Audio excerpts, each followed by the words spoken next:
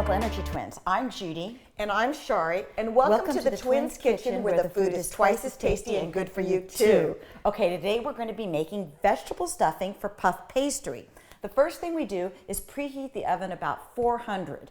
And then when we use the puff pastry, I use this puff pastry here called Aussie Bakery puff pastry because there's no trans fats in it. It's whole wheat. It's got a more natural ingredients. I really like the consistency of it, and you get it at your local health food store. So we're going to use that kind of puff pastry.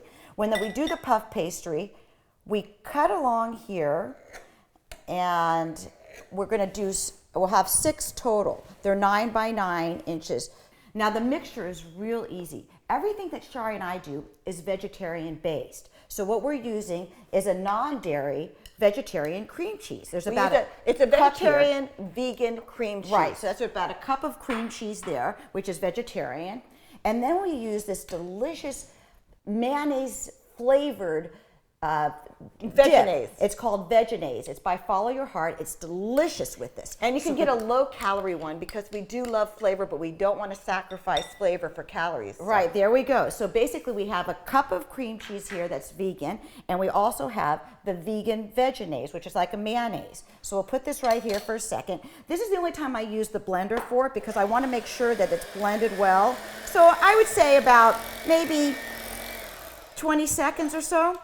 So the pastry puff will have this wonderful vegetable mixture in it. So we used frozen peas just because it was easier than just shelling them for a long time. Right, but in the springtime when peas are plentiful, it's great to shell them and use them. So there's, right here we have a half a cup of frozen peas. We've got the potatoes, which are diced, which is about 1/4 cup. And then and that's 1 potato boiled for about 20 minutes. Then we've got 1/4 cup of red bell pepper. There's 1/4 cup of celery here that's diced. Okay, now we've got 1/4 cup of scallions, which is also known as green onions. Now I'm going to mix this around very nicely. It only takes a few seconds here to mix it around. And then I always like to add my spices or my seasoning at the very end. So what I'm going to do is put 1/4 teaspoon of dried basil. Or you can use a full teaspoon of regular basil just chopped up, but dried basil is what I have right now. And this is 1/4 teaspoon of thyme, and we're going to put this in here.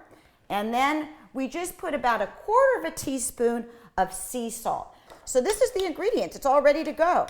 Now, here's the fun part with the puff pastry. I'm just going to put this knife over here.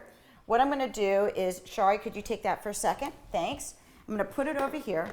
And what we're going to do is we're going to do about 1 tablespoon of ingredients in each puff pastry. The neat thing about this is it's very pliable at this point. So I like to move it around and get as much as I can out of it. Kind of stretch it out a little bit so then you can put the ingredients inside of it. Right. So what we're going to do is maybe put about a good heaping tablespoon of the mixture in the middle, the vegetable stuffing.